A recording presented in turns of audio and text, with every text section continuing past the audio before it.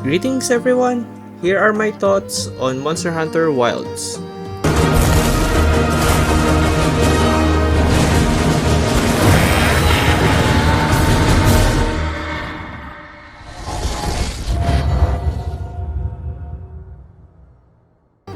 I first dove into Monster Hunter around the summer of 2010 or 2011 with Monster Hunter Freedom Unite on the PSP.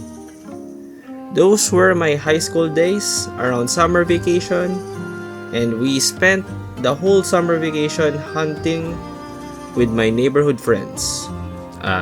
The simple times. Since that summer, I've followed the Monster Hunter series religiously. I moved from Freedom Unite to Monster Hunter Portable 3rd, then snagged a Nintendo 3DS for Monster Hunter Tri Ultimate. I grabbed Monster Hunter 4 Ultimate and Generations on the global release. And when I got my Nintendo Switch, I bought a digital copy of Generations Ultimate. Then came the announcement of Monster Hunter World.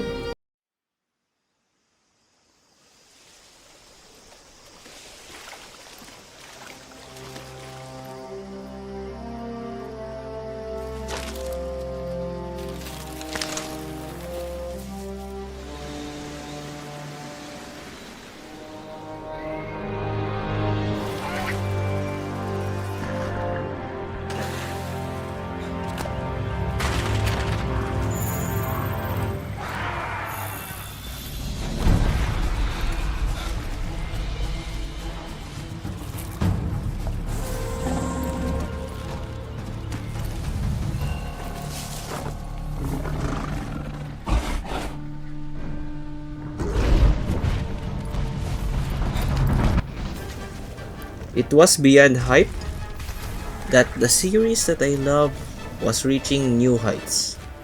So I proceeded on pre-ordered the PS4 Pro Monster Hunter Edition and the Monster Hunter World Collector's Edition, the one with the Nergigante statue. On the side note, I sold my PS4 Pro because I haven't used it for years afterwards. I also doubled down and bought Monster Hunter World on Steam, also Iceborne. I also got the Iceborne release of the Collector's Edition, by the way. But it was on Steam where I finished the whole or entirety of Monster Hunter World and Iceborne. While I just finished the story on my PSN account, but it was really fun. When Monster Hunter Rise dropped, I got it on my Switch and also on Steam upon release. And then I continue Rise on Steam. That's where I only bought Sunbreak. Then, Monster Hunter Wilds was revealed with that electrifying teaser.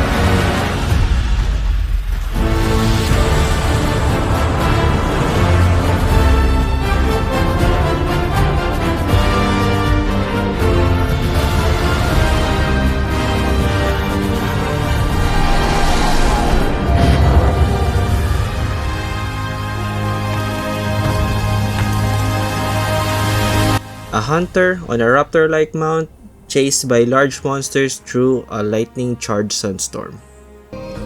The embers of excitement from World reignited. I joined the Back to World campaign and replayed World, and also Iceborne. I finished the story again. Then, when pre-order came out, I pre-ordered Wilds. I played the Demo 1 and Demo 2 of Monster Hunter Wilds, and the PC performance was abysmal, a sign that the RE engine might be showing its age. The gameplay felt promising though, so I stayed optimistic. Monster Hunter had never let me down before, even if Rise and Sunbreak weren't my favorites. I saw them as side games and still enjoyed the experience. As 2025 rolled in, the hype for Wilds just grew. Capcom's snippets and livestream had old and new hunters buzzing with excitement. On February 25, 2025, Wilds was released. The overwhelmingly positive reviews across platforms. Despite Steam reviews about the performance, it shattered World's sales records in becoming Capcom's fastest and best-selling game ever.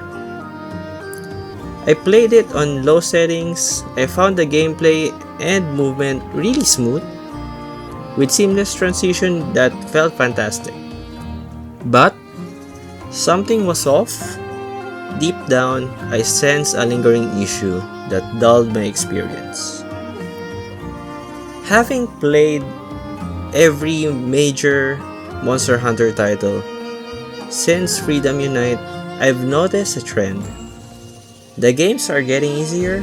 I mean, sure, I've honed my skills over the years, mastering mechanics from Monster Hunter Freedom Unite to Portable Third's new combos, Try Ultimate's underwater combat and slime element, which is OP by the way, 4 Ultimate's verticality and mounting, Generations Hunter arts, and World and Iceborne's revamped mechanics. Each game build, I adapt, layering new skills on top of old ones. I expected Wilds to feel like a breeze at first, but it was too easy even after playing World, which still challenged me. Wilds felt like a cakewalk in a park.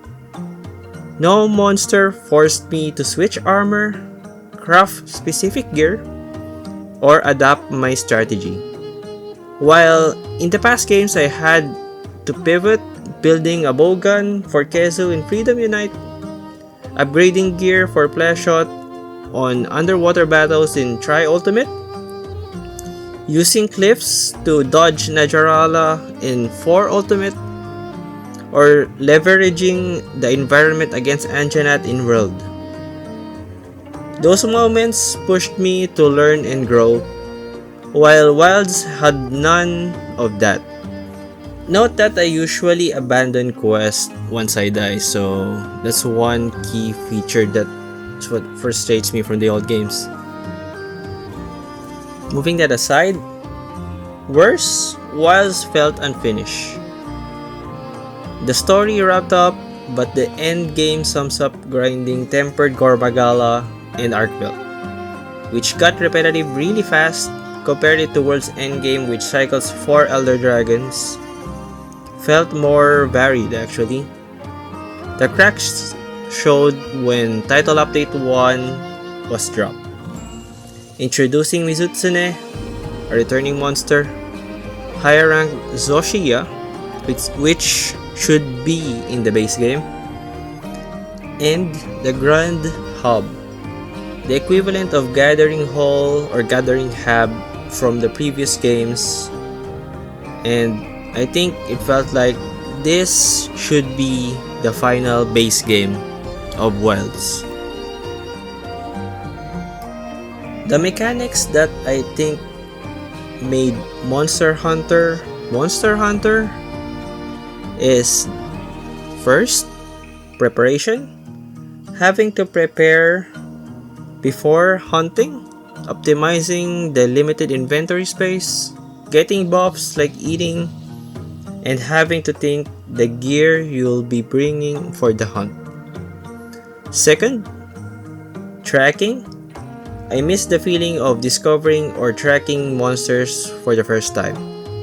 I do like world system of tracking the monster, and enough points of tracking will reward you with Mind's Eye, where it shows where the monster in the map is. In the other hand, I really don't like worlds where everything is showing instantly and no tracking is needed. Third, the feeling of man versus monsters. This might be confusing since worlds still kind of felt that way, but for me it isn't. It's not like previous series where pretty much most monster is a threat instead of a arcadey feeling in Wilds and Rise. Don't get me wrong though, I really like Wilds. I still wanted to play it. I really play it when new update comes. But my best feeling about it, I'll rate it on 7 out of 10. My favorite game from the series is still 4 Ultimate, with World as a close second. But as Monster Hunter grows more popular, it's catering to casual players, and I get what the developers want and follow the money, of course. Still, it feels like the series is drifting from the core mechanics that made it Monster Hunter. These are my thoughts on Monster Hunter Wilds. Enjoy exploring and have a safe travels. Happy hunting!